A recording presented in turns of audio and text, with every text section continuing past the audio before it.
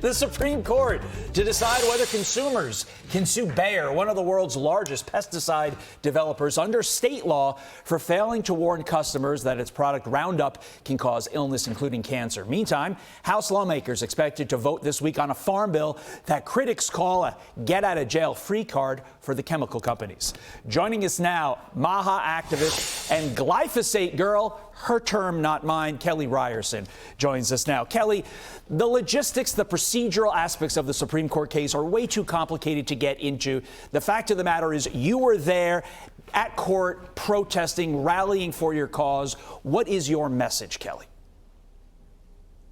My message is that right now Americans need to be very aware of the fact we are under attack by foreign pesticide companies.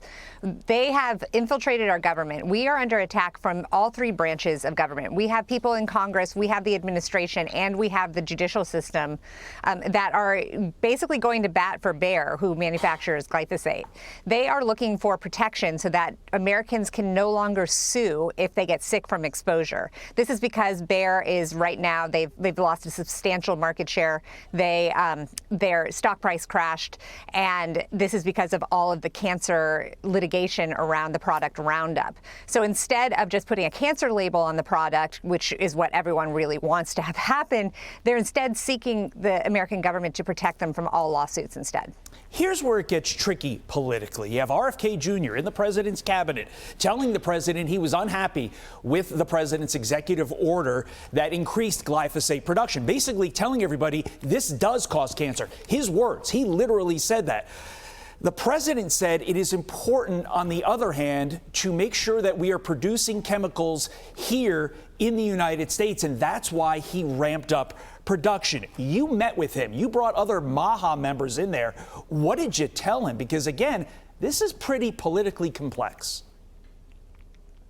It's very politically complex, and this is the issue that our entire agriculture system is really a fragile house of cards at this point because it is so extremely dependent on foreign inputs, both fertilizer, which you can see right now during the war. Farmers are struggling. Fertilizer prices are up. They are also dependent on Roundup-ready crops, which require heavy levels of pesticides. We don't manufacture most of those pesticides. In fact, the government in China, ChemChina, is a major manufacturer. They actually don't need to attack the United States because they already own us by virtue of the fact that we can't grow a lot of food now without a lot of pesticides. So we need to get off of that and regenerate our soil. This was an enormous political misstep in terms of what the administration did to have a real slap in the face to MAHA. Glyphosate is a banner issue for MAHA. We're very concerned about its impact on the body. It's in the air, it's in the water, it's in our bodies, it's in semen. It's going down umbilical cords. This is a very important issue to MAHA. But you do have the economic factor as well, where we do need to be able to create our own products. So it was understandable, the reasoning behind it. What wasn't understandable is why it needed to be an executive order to shout it from the rooftops and potentially provide a liability shield also around Bayer and all manufacturing. That seemed unnecessary, and it absolutely lit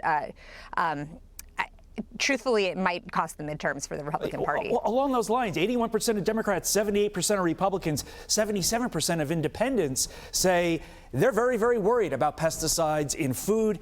To your point, they're going to vote in the midterms, and I think Republicans need to pay attention to that. It seems like you got the president's attention in that meeting. We will see what happens there. Kelly Ryerson, thank you for your time.